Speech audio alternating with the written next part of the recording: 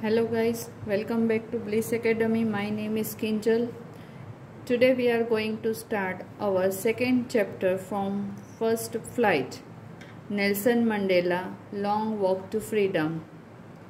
Long Walk to Freedom ये autobiography का नाम है जो कि लिखी गई है नेल्सन मंडेला के जीवन के ऊपर। तो इस चैप्टर के राइटर है Nelson रोलीलाला Mandela.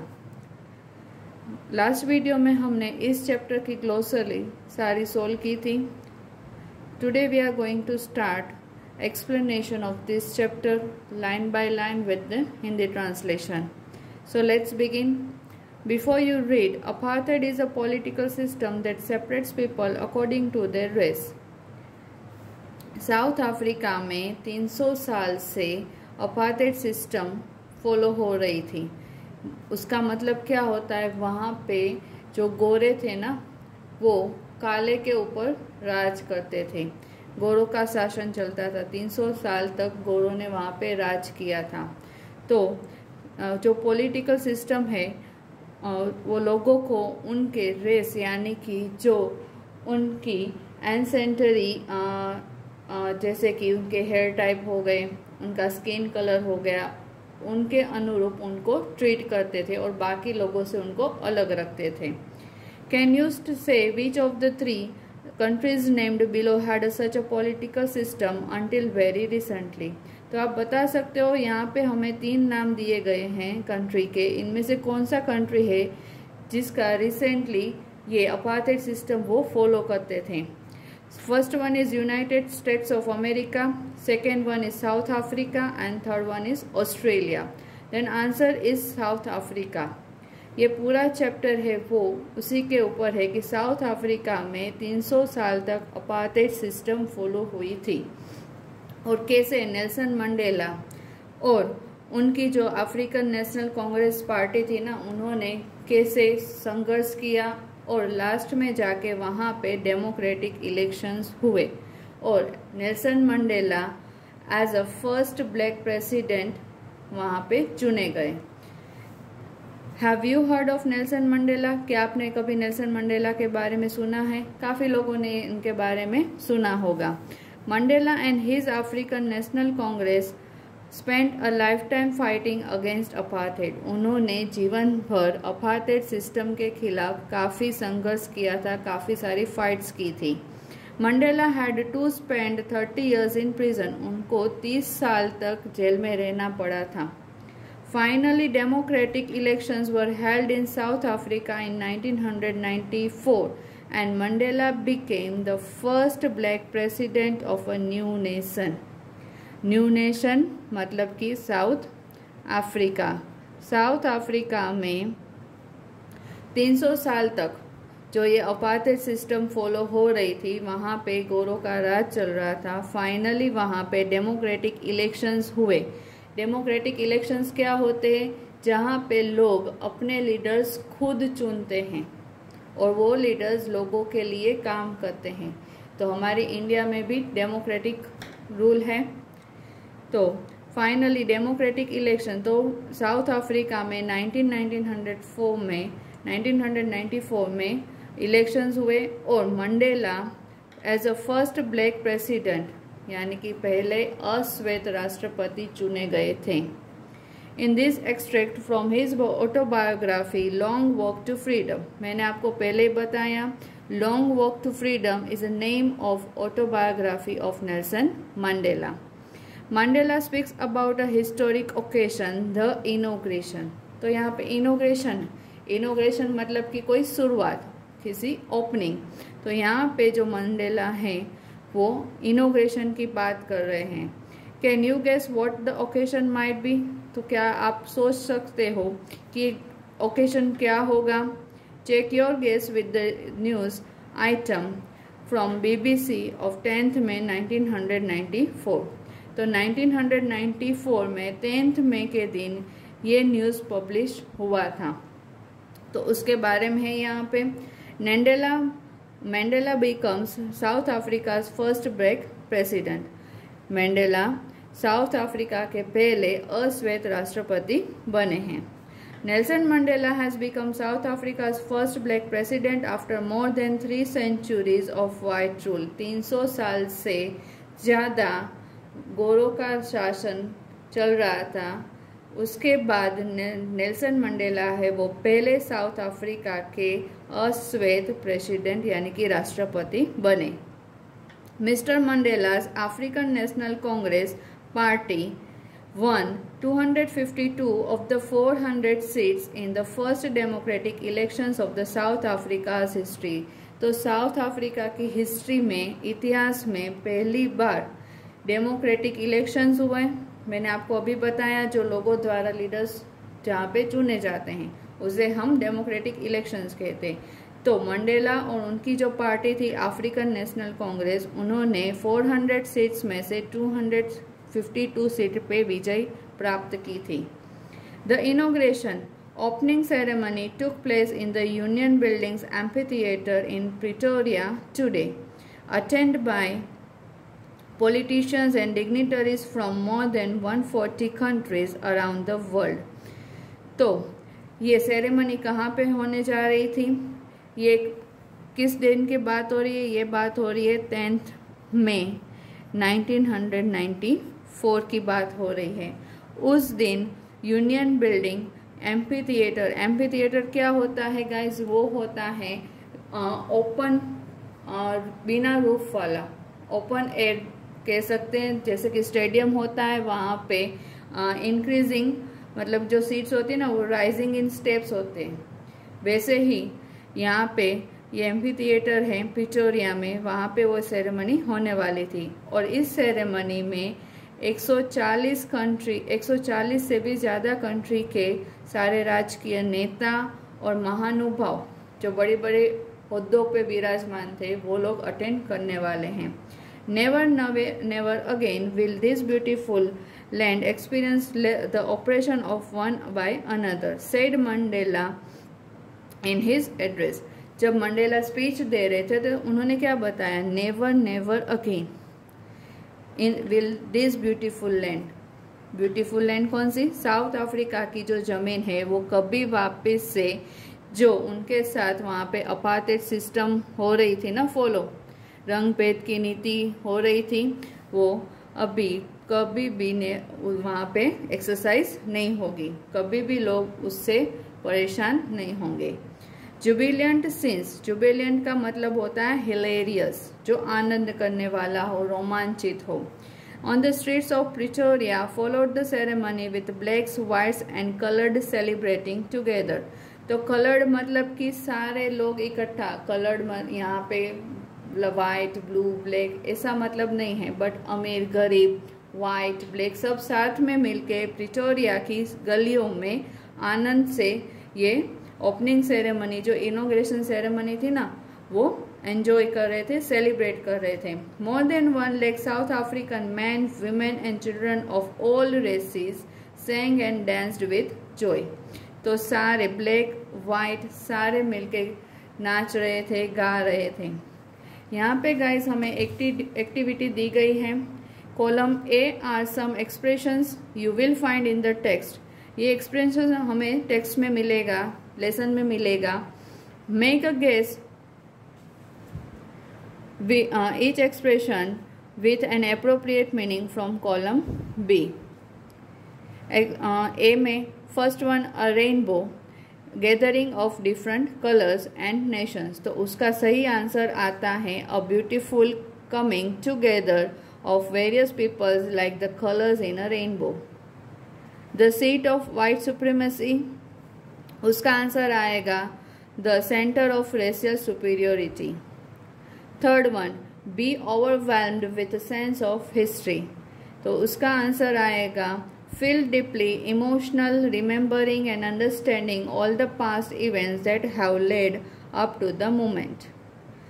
Resilience that defies the imagination, उसका आंसर आएगा a great ability almost unimaginable to remain unchanged by suffering, not losing hope, goodness और courage. A glimmer of humanity, उसका आंसर आएगा a sign of human feelings like goodness, kindness, pity, justice etcetera. A twilight existence, उसका answer आएगा a half secret life like a life lived in the fading light between sunset and darkness. तो guys ये सारे जो words है ना, उनके आपको मेरी जो लास्ट वीडियो थी ना उस ग्लोसरी की, उसमें सारे मीनिंग का आपको अच्छे से समझ में आएगा। तो वो वीडियो एक बार ज़रूर देखिए, और अगर आपने मेरी चैनल अभी तक सब्सक्राइब नहीं किए तो चैनल को सब्सक्राइब जरूर करिए। Let's begin with the chapter. 10th में, यहाँ पे जो 10 है वो हमें कैपिटल में दिया गया है because it is the important date for the whole world. पूरी दुनिया के लिए ये एक इम्पोर्टेंट डेट है, इसीलिए यहाँ पे उसको कैपिटल में मेंशन किया गया है। 10th में dawned ब्राइट एंड क्लियर। 10 तारीख में की जो 10 तारीख थी ना, उसका जो सवेरा था वो एकदम ब्राइट और क्लियर था, स्वच्छ और चमकीला था। For the past few days, I had been pleasantly designed by dignitaries and world leaders who were coming to pay their respect before the inauguration.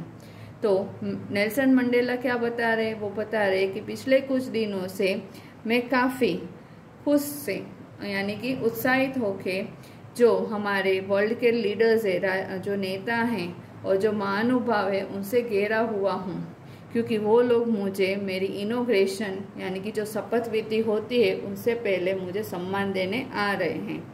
The inauguration would be the largest gathering ever of international leaders on the south African soil. तो ये इतिहास में, south Africa के इतिहास में, जो south Africa की मिट्टी है ना, वहाँ पे पहली बार सबसे बड़ा गैदरिंग यानी कि लोग वहाँ पे इकट्ठा होने वाले थे, जो कि था इनोग्रेशन सेरेमनी। तो वो साउथ अफ्रीका की मिट्टी पे पहली बार हुआ था, और बड़े बड़े इंटरनेशनल जो लीडर्स थे वो वहाँ पे आने वाले हैं। The ceremonies took place in the lovely sandstone, sandstone जिसे हम हिंदी में बलुआ पत्थर भी कहते हैं, amphi theatre formed by the union buildings in Pretoria. तो हमने पहले भी देखा कि जो एम्फी थिएटर होता है वो बिल्डिंग होता है जिसमें रूफ नहीं होता है, और जो सीट्स होती है वो राइजिंग इन स्टेप्स होती हैं। तो वहाँ पे ये सेरेमनी होने वाली थी। For decades this had been the seat of white supremacy. दशकों से जो साउथ अफ्रीका है वहाँ पे गोरों का राज चलता था। And now it was the site of rainbow gathering of different colors and nations for the installation of South Africa's first democratic non-racial government. और अभी ये एक रेनबो यहाँ पे क्यों लिया गया? क्योंकि रेनबो में अलग अलग कलर, 7 कलर जो होते हैं वो इकट्ठा मिलते हैं। तो वैसे ही जो साउथ अफ्रीका है उसमें पहली बार डेमोक्रेटिक इलेक्शन होने वाले थे, और वो नॉन रेशियल थे। वहाँ पे मतलब काले और गोरे का भी कोई भेद बाकी नहीं रहा था। तो काले और गोरे एक साथ मिलके डेमोक्रेटिक इलेक्शंस करने जा रहे थे। On that lovely autumn day I was accompanied by my daughter Zenani. पतझड़ के दिन में जो सेरेमनी नेल्सन मंडेला अटेंड करने वाले थे उनके साथ थी उनकी बेटी जिनानी। On the podium, Mr. De Klerk was first sworn in as a second deputy president. तो सबसे पहले पोडियम क्या होता है? जहाँ पे वो एक प्लेटफॉर्म होता है जहाँ पे खड़े रह के शपथ विधि करते हैं, या फिर कोई जो अपनी स्पीच देता है, तो उसे पोडियम कहते हैं। तो सबसे पहले कौन आया? तो मिस्टर डी क्लर्क, वो आए और उन्होंने as a second deputy president, जिसको हम हिंदी में कहते हैं उपराष्ट्रपति, दूसरे उपराष्ट्रपति के तौर पे उन्होंने शपथ ली। Then Thabo Mbeki was sworn in as a first deputy president. बाद में एज अ पहले उपराष्ट्रपति कौन आए? थाबो म्बेकी। When it was my turn, I pledged to obey and uphold the Constitution. जब मेरी बारी आई, जब नेल्सन मंडेला की बारी आई, तो उन्होंने क्या बताया कि मुझे गर्व महसूस हुआ कि मैंने जो हमारा संविधान है ना, और and devote myself to the well-being of the republic and its people। और उन्होंने शपथ ली कि मेरा जो समय है ना, वो पूरा मेरे देश, मेरी रिपब्लिक कंट्री और उसके लोगों के लिए समर्पित करता हूँ। To the assembled guest and the watching world I said. तो उन्होंने किसको एड्रेस करके बोला कि जो वहाँ पे सारे गेस्ट, ऑनरेबल गेस्ट इकट्ठा हुए थे उनको, और जो पूरी दुनिया उनको देख रही थी उनको एड्रेस करके वो बोल रहे हैं, I said today all of us do. आज हम सब करेंगे बाय आवर प्रेजेंस हियर। हम सब यहाँ पे मौजूद है। Confirm glory and hope to new born liberty. Liberty मतलब कि आज़ादी। टू मूव फ्रीली और to do what we want to do. तो आज हम कन्फर्म कर रहे हैं, फिक्स कर रहे हैं कि हमें जो ये आज़ादी मिली है ये एक नया जन्म है। Out of the experience of an extraordinary human disaster that lasted too long, है ना। और ये उनको आज़ादी कैसे मिली? 300 साल तक उन्होंने बहुत मानव विपत्ति, आपत्ति सही थी। Must be born a society of which all humanity will be proud. तो एक नई सोसाइटी बननी ही चाहिए जिसमें सारी ह्यूमैनिटी, मतलब कि सारे जो लोग हैं उनको गर्व महसूस हो। We who were outlaws now not so long ago have today been given the rare privilege to be the host to the nations of the world on our own soil। हम लोग जो पहले कभी आउट ऑफ लॉज, मतलब कि उनको consider नहीं किया जाता था, जो गोरे लोग थे वो उनको उनका सम्मान नहीं देते थे, इक्वली उनको राइट्स भी नहीं मिलते थे काले को। तो वो बता रहे कि हम लोग जिनको कभी उन्होंने कंट्री का हिस्सा ही नहीं माना है, वो लोग आज हमें यहाँ पे ये गर्व महसूस हो रहा है, हमें ये सम्मान मिल रहा है कि हम हमारी ही धरती पे, हमारी ही राष्ट्र की धरती पे ये आज़ादी महसूस कर रहे हैं। We thank all of our distinguished international guests for having come to take possession with the people of our country of what is, after all, a common victory for justice, for peace, for human dignity।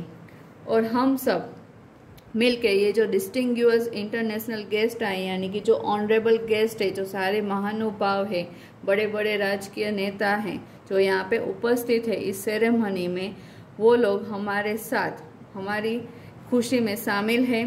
और क्योंकि ये हमारी सबकी common जीत है, जो कि common victory है, किसके लिए? जस्टिस, न्याय के लिए, शांति के लिए और ह्यूमन डिग्निटी मतलब कि सेल्फ रिस्पेक्ट, खुद की जो मानव की जो सेल्फ रिस्पेक्ट होती है, क्योंकि गोरे ने कभी उनको रिस्पेक्ट नहीं दिया था।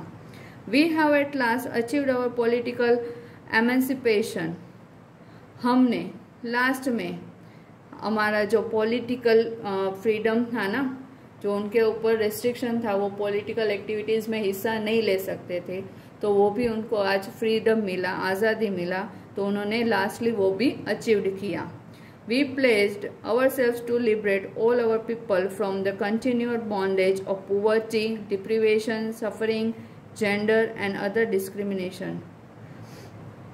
हम सब लोग आज बहुत खुश महसूस कर रहे हैं, क्योंकि आज सब लोग सारे बॉन्डेज, जो भी बाधाएं हैं, जैसे कि गरीबी है, डिप्रिवेशन है। डिप्रिवेशन क्या होता है कि जिसको उनका फंडामेंटल राइट्स एक्सेस करने के लिए नहीं मिलता है ना, जो बेसिक राइट्स नहीं होते वो भी उनको अच्छे से नहीं मिलता है।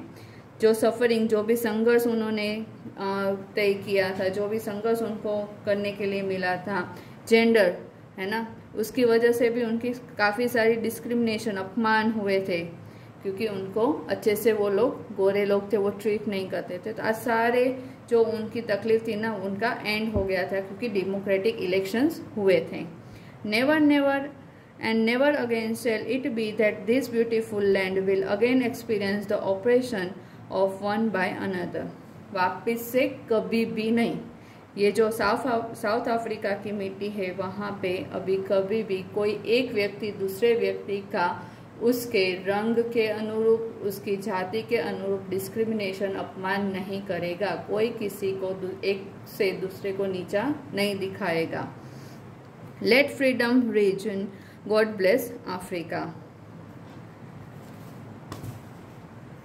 A few moments later, we all lifted our eyes in awe as a spectacular array of South African jets, helicopters, and troop carriers roared in a perfect formation over the Union buildings. जैसे आर्मीज में होता है, वो लोग jets, helicopters होते हैं और उनसे ट्री कलर बनाते हैं, वैसे ही यहाँ पे जब ये इनॉग्रेशन हुआ तो उनके सम्मान में, आज़ादी पाने की जीत में, खुशी में उन्होंने जो ट्रूप कैरियर्स, फिर हेलीकॉप्टर्स, अफ्रीकन जो जेट्स थे, उनसे परफेक्ट फॉर्मेशन बनाया था over the union building. Union buildings कौन क्या थे जहाँ पे ये सेरेमनी हेल्ड हुई थी। It was not only a display of pin point precision, ये एक परफेक्ट आउटपुट नहीं था, परफेक्ट रिजल्ट नहीं था and military force, but a demonstration of the military's loyalty, honesty to democracy. सिर्फ ये मिलिट्री फोर्स ने डेमोन्स्ट्रेशन नहीं दिया था, सिर्फ दिखाया नहीं था, बट वो सच में कितने लॉयल है अपनी डेमोक्रेटिक कंट्री के लिए वो उन्होंने बताया था। लॉयल होना, वफादार होना।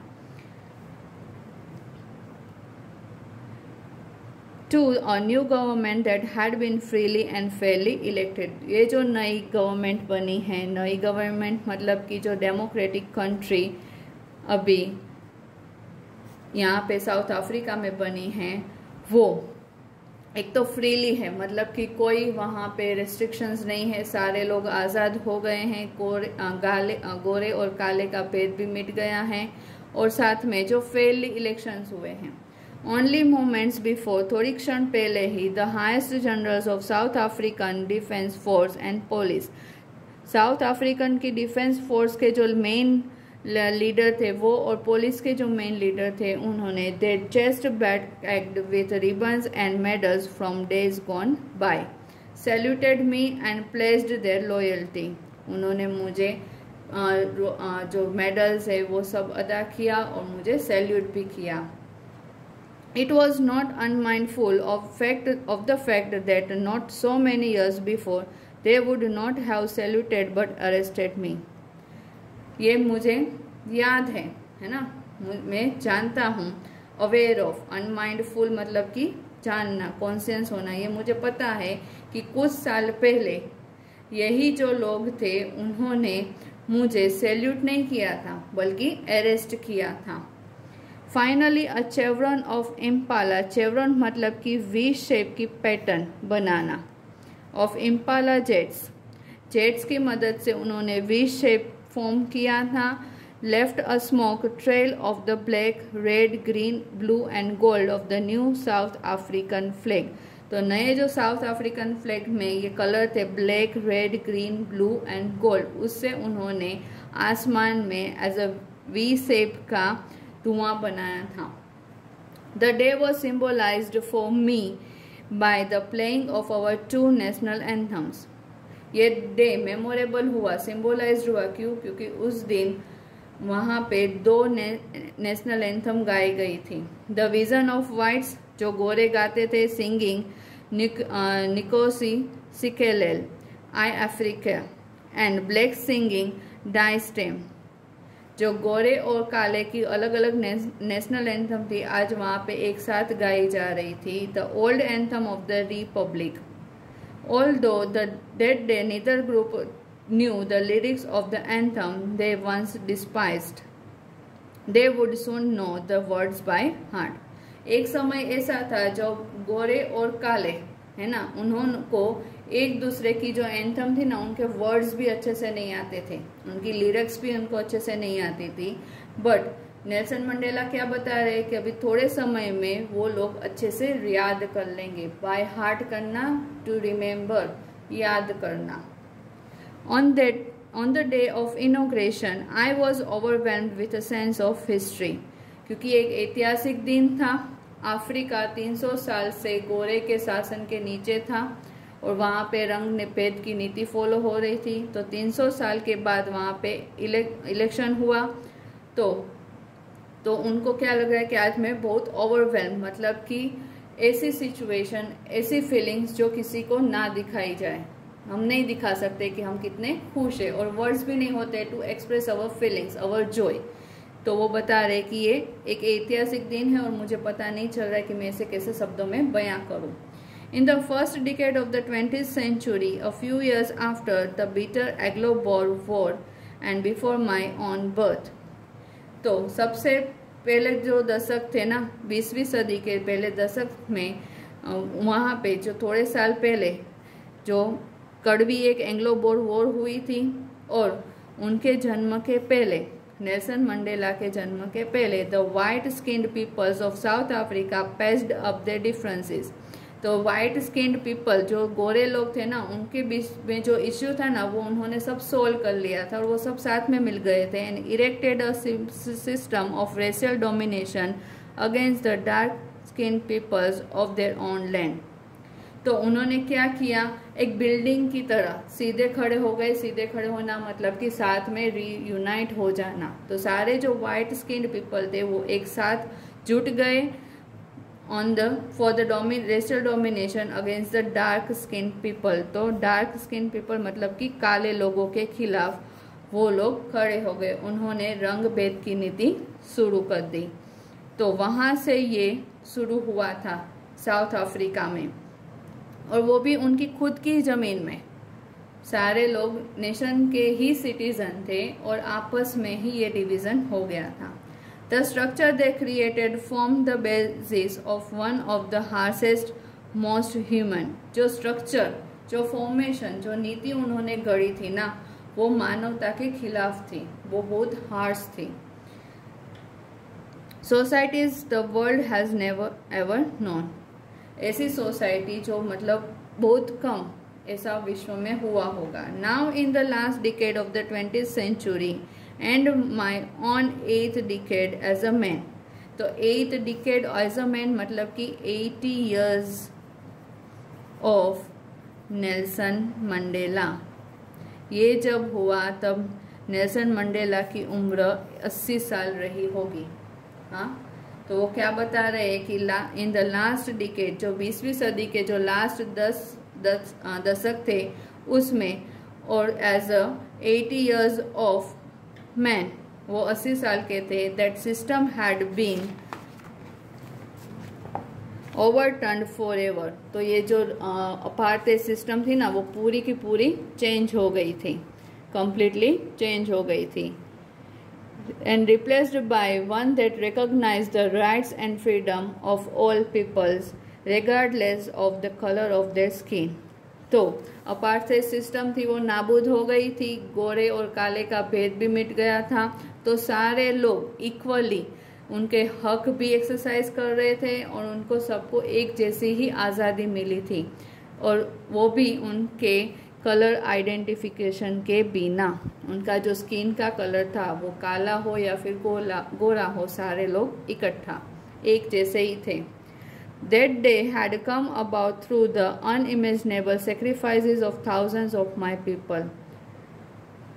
नेल्सन क्या बता रहे हैं हमें कि ये जो हमें जीत हासिल हुई है ना, ये जो हमारा डेमोक्रेटिक इलेक्शंस हुआ है, ये जो रंग भेद की नीति नाबूद हुई है, वो किसकी वजह से हुए? तो कि काफ़ी ऐसे हजारों उनके लोग हैं जिन्होंने बहुत अनइमेजिनेबल, मतलब कि हम सोच भी नहीं सकते उतना संघर्ष, उतना त्याग किया है।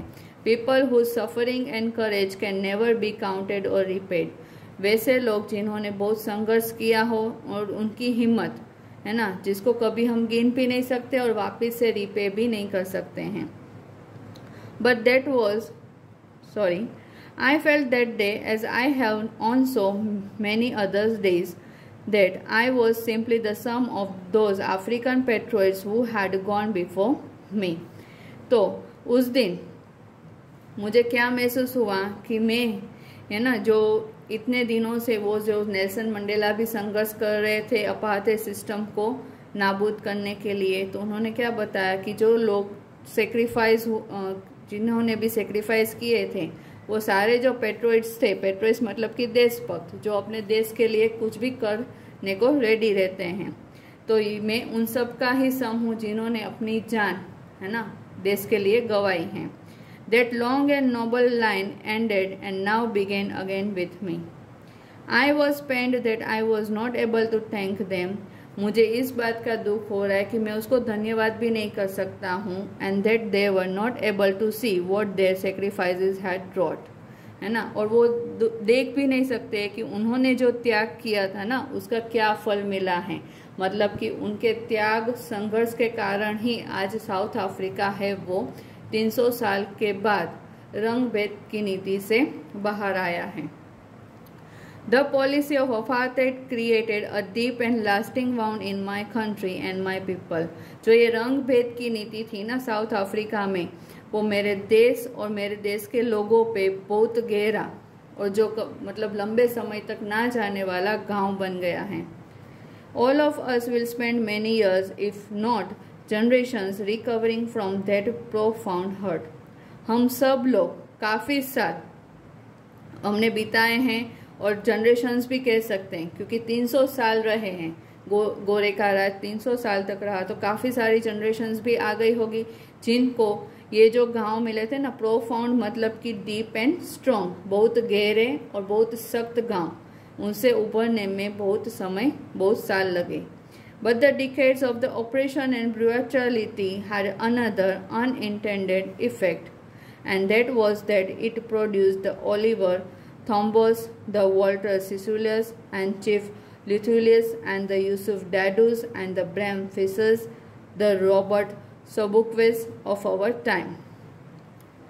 तो ये क्या बता रहे हैं कि जो दशकों से काफ़ी दशकों से ये जो ऑपरेशन हुआ है ना, वो जो दलितों के साथ, वो जो काले लोगों के साथ है ना, जो ऑपरेशन जो ब्रूचुअलिटी उन्होंने जो बुरा बर्ताव किया लोगों के साथ, वो उनका अनइंटेंडेड मतलब कि सडन इफेक्ट हुआ जिससे ये सारे जो महानुभाव है ना वो साउथ अफ्रीका को मिले थे. Oliver Tambo, Walter Sisulu, Chief Luthuli, Yusuf Dadu, Bram Fisser and Robert Sobukwe. Men of such extraordinary courage, wisdom and generosity that their like may never be known again. तो वो लोग इतने हिम्मतवान थे, इतने wisdom थे, उनका मतलब नेचर इतना उदार था कि उनके जैसे लोग शायद ही कभी साउथ अफ्रीका या फिर पूरे वर्ल्ड में दोबारा पाए जाएं. Perhaps it requires such depths of oppression to create such a height of the character. तो ऐसे कैरेक्टर्स बनने के लिए लोगों में अपने देश के प्रति इतनी गहरी भावना होनी चाहिए जो अपने नेशन के लिए कुछ भी करने के लिए रेडी हो. My country is rich in minerals and gems that lie beneath its soil. मेरी कंट्री में बहुत सारे मिनरल्स और जेम्स है. जेम्स क्या होते हैं? जो स्पेशियस डायमंड्स होते हैं, स्टोन्स होते हैं, बहुत कीमती होते हैं, वो जमीन के नीचे काफ़ी सारे हैं. But I have always known that it's a greatest wealth is it's a people, finer and truer than the purest diamonds. तो नेल्सन मंडेला को क्या लगता है कि ये जो जेम्स जो ये जो मिनरल्स है उनसे भी कीमती कौन है? तो साउथ अफ्रीका के लोग हैं जो फाइन है और ट्रूअर है मतलब कि सच्चे हैं. और किससे? जो प्योरेस्ट डायमंड होता है ना उनसे भी सच्चे और अच्छे हैं. तो हम यहाँ पे देख सकते हैं कि नेल्सन मंडेला अपने देशवासियों से कितना प्रेम करते थे, उनके लिए कितना रिस्पेक्ट था उन्हें. It is form this comrades. Comrades का मतलब होता है companions. In the struggle that I learn the meaning of courage. ये जो उनमें जो हिम्मत आई है, उनको जो हिम्मत का मतलब पता चला है ना, वो उनके जो साथी उन्होंने जो संघर्ष किया है उनके ऊपर से वो सीखे हैं. I have seen man and women risk and give their lives for an idea. तो आइडिया कौन सा? अपार्थाइड सिस्टम का आइडिया है ना. तो जो अपार्थाइड सिस्टम थी उनके लिए काफ़ी सारे मैन और वुमेन ने काफ़ी जोखिम लिए थे और उनकी लाइफ भी उन्होंने दे दी थी. I have seen men stand up to attacks and torture without breaking, showing a strength and resilience that defies the imagination. उन्होंने कहा कि मैंने देखा है जो मैन है ना वो काफ़ी कितना भी कोई भी अटैक करे उन पे, गोरे जो थे वो अटैक करते थे तो कितना भी अटैक करे, कितना भी उन्हें टॉर्चर करे, बट वो बिना झुके बिना हिम्मत हारे ऐसे ही अड़ग खड़े रहते थे और उनमें इतनी स्ट्रेंथ, इतनी ताकत थी ना कि वो हम इमेज भी ना कर पाए, हमारी इमेजिनेशन से बाहर है। I learn that courage was not the absence of fear. मैंने ये सीखा है कि हिम्मत का मतलब डर का ना होना नहीं, but the triumph over it, but उसके ऊपर जीत हासिल करना, विक्ट्री हासिल करना। The brave man is not he who does not feel afraid. बहादुर इंसान वो नहीं है कि जो डरता नहीं है, but he who conquers that fear. But बहादुर वो होता है जो अपने डर के ऊपर जीत हासिल करे, यानी कि डर को हरा दे। No one is born hating another person because of the colour of his skin और हिज बैकग्राउंड और हिज रिलीजन। तो वो क्या बता रहे कि अभी साउथ अफ्रीका की जमीन में कोई भी ऐसा व्यक्ति जन्म नहीं लेगा जो उसके दूसरे इंसान के स्किन के कलर, उसका बैकग्राउंड मतलब कि अमीर और गरीब का भेदभाव, या फिर वो जो भी रिलीजन फॉलो करता है उसके अनुरूप उसको नफरत नहीं करेगा। And people must learn to hate, and if they can learn to hate they can be taught to love.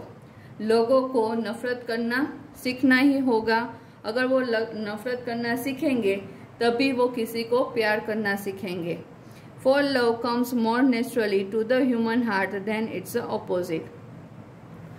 For example, अगर हम ये समझने की कोशिश करें तो इसमें वो क्या कह रहे हैं कि अगर हम किसी की बुरी आदतें या फिर बुरे पॉइंट्स जो होते हैं वो नोटिस करेंगे, तभी किसी में हम अच्छे पॉइंट्स भी नोटिस करेंगे कि नहीं ये इसमें अच्छा है, ये हमारी हेल्प कर रहा है।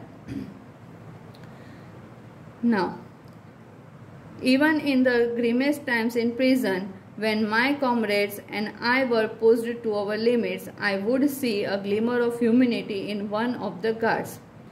तो ये अभी नेल्सन मंडेला बात करें, जब वो 30 साल जेल में थे ना, वो बहुत ग्रीमेस्ट टाइम था, मतलब बहुत हार्ड टाइम था उनके लिए, जब वो और उनके साथी कॉमरेड्स मतलब कि उनके साथी उनको पुश्ड टू अवर लिमिट्स, मतलब कि उनके ऊपर बहुत अत्याचार होता था वहाँ पे, तो तब उन्होंने लगभग ऐसे कहते हैं ना कि आशा छोड़ देते हैं, वैसे ही हुआ था। बट सडनली उनके मन में जो ह्यूमैनिटी, मानवता की ज्योत है ना, वो जली थी बिकॉज ऑफ वहाँ के जो गार्ड्स थे उनमें से एक गार्ड की वजह से।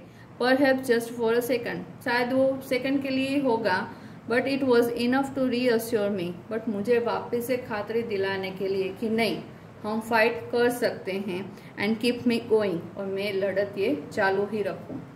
Mains goodness is a flame that can be hidden but never extinguished. जो व्यक्ति होता है उसकी अच्छाई एक ज्योत की तरह होती है, तो वो चाहे छिप सकती है बट कभी बुझ नहीं सकती है।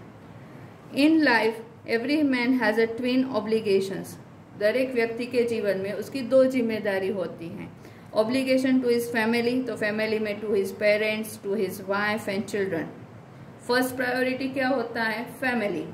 तो फैमिली में पेरेंट्स होते हैं, वाइफ होते हैं, बच्चे होते हैं। He has an obligation to his people, his community, his country. और दूसरा होता है उनके लोग, उनका जो समाज होता है, उनका जो देश होता है, उनके प्रति उनकी फर्ज। In a civil and human society, each man is able to fulfill those obligations according to his own inclinations and abilities. तो सोसाइटी, समाज में दरेक व्यक्ति, हर एक व्यक्ति जो होता है वो अपनी अपनी जिम्मेदारी फुलफिल कर पाता है, वो भी अपनी टेंडेंसी मतलब कि अपना जो इनहेरेंट बिहेवियर होता है उस हिसाब से वो अपनी सारी जो फर्ज होती है वो पूरा करने की कोशिश करते हैं। But in a country like south Africa, it was almost impossible for a man of my birth and color to fulfill both of those obligations. But वो क्या बता रहे कि साउथ अफ्रीका जैसी कंट्री में ये ऑलमोस्ट इम्पॉसिबल है कि उनकी उम्र के जो लोग थे, आदमी हैं वो, और उनके कलर के मतलब कि जो ब्लैक्स थे उनके साथ काफ़ी नाइंसाफ़ी होती थी वहाँ पे, तो वो अपनी जिम्मेदारी एक साथ दोनों जिम्मेदारी पूर्ण करे। In South Africa, a man of colour who attempted to live as a human being was punished and isolated. South Africa में अ मैन ऑफ कलर मतलब कि जो ब्लैक्स थे ना, वो अगर एज अ ह्यूमन बीइंग मतलब कि वो फैमिली का भी ख्याल रखे और साथ में अपने नेशन के लिए भी वो अपना फ़र्ज अदा करे, तो उनको पनिश्ड किया जाता था और आइसोलेट किया जाता था। आइसोलेट मतलब कि दूसरों से अलग किया जाता था उन्हें। In South Africa a man who tried to fulfill his duty to his people was inevitably ripped from his family and his home and was forced to live life apart। तो साउथ अफ्रीका में कोई भी व्यक्ति अगर undoubtedly उनकी family और उनके घर और साथ में उनके नेशन के लिए अगर कुछ फ़र्ज अदा कर रहा है या फिर कोई काम कर रहा है तो उनको फोर्स्ड किया जाता था अलग रहने पे। A twilight existence of secrecy and rebellion. तो वहाँ पे क्या होता था कि जो व्यक्ति है, नेल्सन मंडेला के साथ भी यही हुआ था, उन्होंने अपनी फैमिली को छोड़ा था बिकॉज ऑफ नेशंस। तो अगर फैमिली को चुनते हैं तो वो नेशन को नहीं चुन पाते हैं, नेशन के लिए अगर काम करना चाहते हैं तो फैमिली छोड़नी पड़ती है। तो उनके लिए ये थोड़ा हार्ड था। I did not in the beginning choose to place my people above my family. मैं शुरू में नेल्सन बता रहे हमें कि शुरुआत में जब उन्होंने ये फ्रीडम मूवमेंट स्टार्ट की थी ना, तब वो उनकी फैमिली उनके लिए फर्स्ट प्रायोरिटी थी और उनके जो लोग थे, जो देशवासी थे, वो नहीं थे। But in attempting to serve my people I found that I was prevented from fulfilling my obligations as a son, a brother, a father and a husband. तो जैसे जैसे वो लोगों की सेवा में आगे बढ़ते गए तो वैसे उनको क्या महसूस हुआ कि वो उनकी जो फ़र्ज़ है एक बेटे की तरह, एक भाई की तरह, एक पिता और एक हस्बैंड की तरह, वहाँ से वो नहीं कर पा रहे, वो फुलफिल नहीं हो रहा है, कुछ ना कुछ वहाँ पे छूट रहा है। I was not born with a hunger to be free. वो बता रहे हैं कि मेरा जो जब जन्म हुआ था तब मुझे इतनी चाव नहीं थी, मतलब उनको ऐसा लग रहा था कि वो फ्री हैं, आज़ादी हैं। I was born free in every way that I could know. जब छोटे बच्चे थे तब उनको ऐसा ही लगा था कि उनका जन्म एक आज़ादी है, मतलब आज़ादी की तौर पे है, हर एक जगह पे, हर एक वे में वो आज़ादी है। Free to run in the fields near my mother's hut. उनकी मम्मी की जो झोपड़ी थी वहाँ पे नज़दीक में जो खेत था ना, वहाँ पे वो दौड़ने जाते थे। Free to swim in the clear stream that run through my village. उनके गाँव में से जो एक झरना, साफ सुथरा झरना पास होता था, उसमें वो तैरने जाते थे। Free to roast mealies under the stars and ride the broad backs of slow moving bulls. तो ये सब सारे काम वो बचपन में आज़ादी से ही करते थे, मतलब कि उनको किसी से पूछने की ज़रूरत नहीं थी। तो उनके लिए आज़ादी का यही मीनिंग था। As long as I obeyed my father and abided by customs of my tribe, I was not troubled by laws of man or God। तो जब तक वो अपने फादर के जो भी आदेश थे वो फॉलो करते थे, या फिर उनके जो ट्राइब थी ना, उनके जो रीति रिवाज थे उनसे वो बंधे हुए थे, तब तक उनको कभी भी दिक्कत नहीं हुई थी कि वो कोई भी लो कायदे जैसे कि कोई इंसान या फिर भगवान के कायदे से वो बंधे हुए हैं। It was only when I began to learn that my boyhood freedom was an illusion. और जब उन्हें लगने लगा कि उनका जो बॉयहुड है, मतलब कि जो 15-16 साल तक की उम्र का जो होता है, वो उनको लगा था कि एक इल्यूशन है। इल्यूशन मतलब कि भ्रम है, जैसे मृगजल होता है, हमने ग्लोसरी में भी समझा था कि उनकी जो आज़ादी है वो एक भ्रम है। एक्चुअल में आज़ादी का अलग ही मीनिंग है। When I discovered as a young man that my freedom had already been taken from me। और जब वो यंग हुए है ना, तब उनको लगा कि उनकी आज़ादी तो पहले से ही उनसे छीन ली गई है। That I began to hunger for it। और वहाँ से उनको आज़ादी पाने की लालसा जागृत हुई। At first as a student, सबसे पहले कब, तो as a student I wanted to freedom only for myself। उनको आज़ादी चाहिए थी खुद के लिए। The transitory freedoms of being able to stay out at night, read what I pleased and go where I chose। तो उनको क्या आज़ादी चाहिए थी एज ए स्टूडेंट्स, तो रात में उनको जब भी जहाँ पे भी जाना है वो जा सके, उनको जो भी पढ़ना है, जो भी पढ़ने में अच्छा लगे वो उनको पढ़ना था, कोई फोर्स ना करे उनको, और उनको जहाँ भी जाना है वो अपनी पसंद से जा सके। लेटर, बाद में, as a young man in Johannesburg I yearned for the basic and honourable freedoms of achieving my potential. उनके अंदर जो हुनर था ना, उनको हासिल करने के लिए उनको आज़ादी चाहिए थी। ऑफ अर्निंग माई कीप, उनको जो अर्निंग करने के लिए आज़ादी चाहिए। My of marrying and having a family, marriage करने के लिए, फिर फैमिली के लिए। The freedom not to be obstructed in a lawful life, जो आज़ादी है ना वो कायदे में बंधी हुई ना हो, उनको वैसी जीवन जीना था।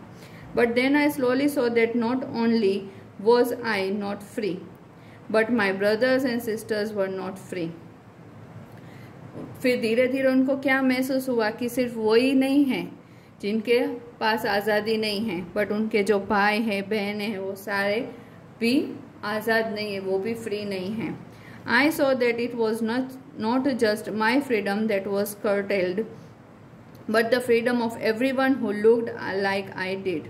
मेरे जैसे दिखने वाले सारे लोगों की आज़ादी भी कम हो गई है, उनसे भी उनकी आज़ादी छीन ली गई है। That is when I joined the African National Congress. और उस समय में उन्होंने अफ्रीकन नेशनल कांग्रेस जो पार्टी थी ना वो ज्वाइन की थी। And that is when the hunger for my own freedom became the greater hunger for the freedom of my people. तो शुरू में उनके लिए क्या था कि उनकी आज़ादी पाना, उनकी खुद के लिए आज़ादी पाना, फिर वो डायरेक्ट चेंज हो गया कि अभी उनके लोगों के लिए उनको आज़ादी लेनी थी। तो आज़ादी किससे? जो काले और गोरे की जो रंग भेद की नीति थी ना, उससे।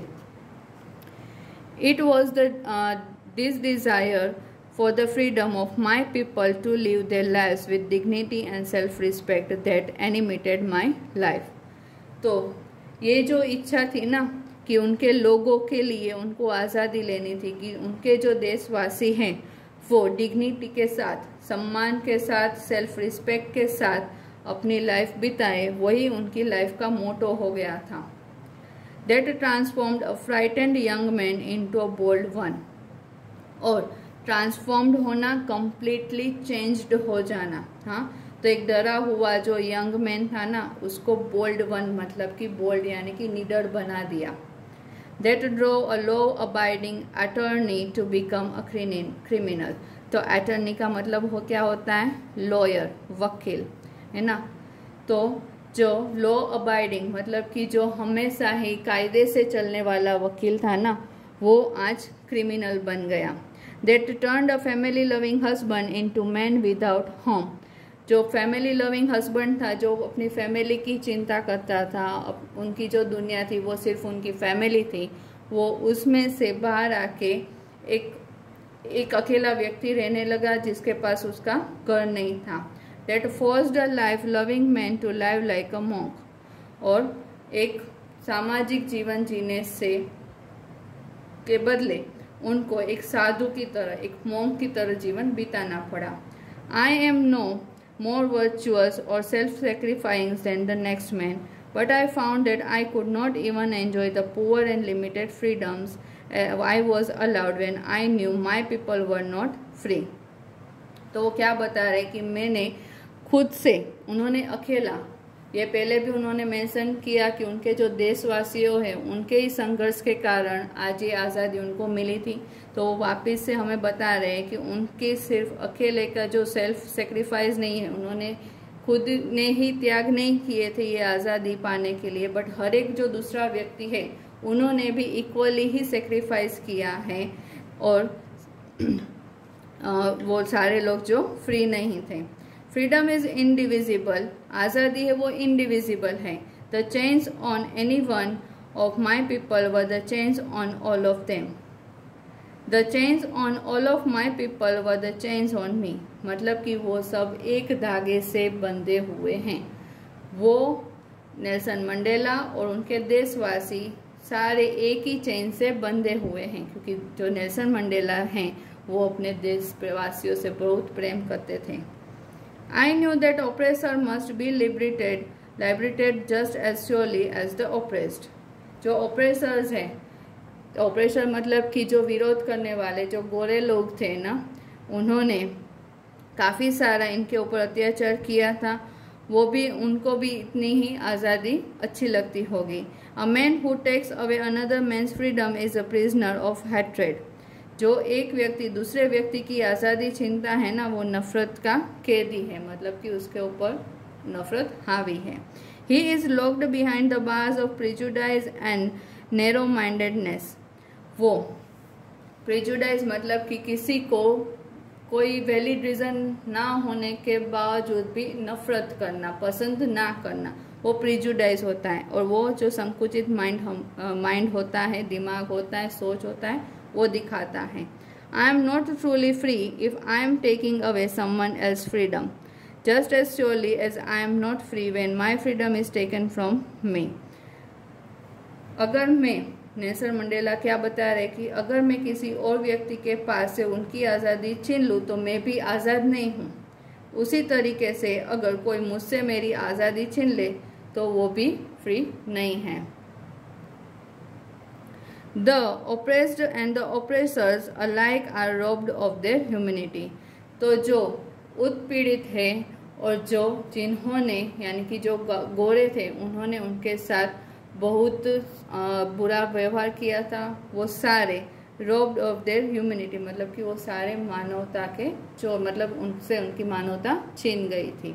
तो गाइस ये था हमारा आज का चैप्टर और उसकी एक्सप्लेनेशन। आपको एक्सप्लेनेशन कैसी लगी है वो कमेंट बॉक्स में ज़रूर बताएं। अगर आपने मेरी चैनल अभी तक सब्सक्राइब नहीं की है तो चैनल को सब्सक्राइब करें और अपने फ्रेंड्स के साथ वीडियो ज़रूर से शेयर करें ताकि उनको भी हेल्प मिले। नेक्स्ट वीडियो में हम कॉम्प्रिहेंशन चेक के सारे क्वेश्चन आंसर सोल्व करेंगे, तो अगली वीडियो ज़रूर से देखिए। चैनल को लाइक, सब्सक्राइब और शेयर जरूर करिए। Thank you.